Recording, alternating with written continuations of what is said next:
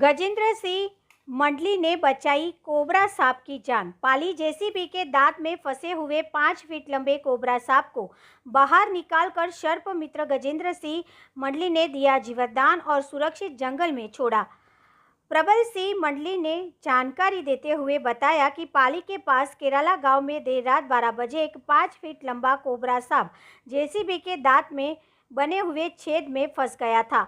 हुआ यूं कि सांप छेद में से निकलने के प्रयास में फंस गया और निकल नहीं पा रहा था। जिसे देखकर केराला गांव के ग्रामीणों ने सांप को बाहर निकालने के लिए कई जतन किए, परंतु सफलता नहीं मिली। तब स्थानीय निवासी पारसपुरी ने पाली के सर्प मित्र गजेंद्र सिंह को सूचना दी और जेसीबी के दांत सहित कोबरा सांप को बोरे में डालकर पाली गजेंद्र सिंह मंडली के निवास पर लेकर आए और गजेंद्र सिंह मंडली ने बड़ी मुश्किल से कड़ी मशक्कत के बाद कोबरा सांप को जेसीबी के दांत में से बाहर निकाला और फिर रात को 2 बजे कोबरा सांप को दूर जंगल में ले जाकर सुरक्षित स्थान पर छोड़ दिया तथा कोबरा सांप को जीवनदान दिया। इस मौके पर पारसपुरी, कैलाशपुरी, किशनपुरी, रणछोड़ भारती, जसवंत भारती, चांद मोहम्मद, पिंटू राणा, जितेंद्र राणा, कांता देवी आदि कई लोग उपस्थित रहे थे।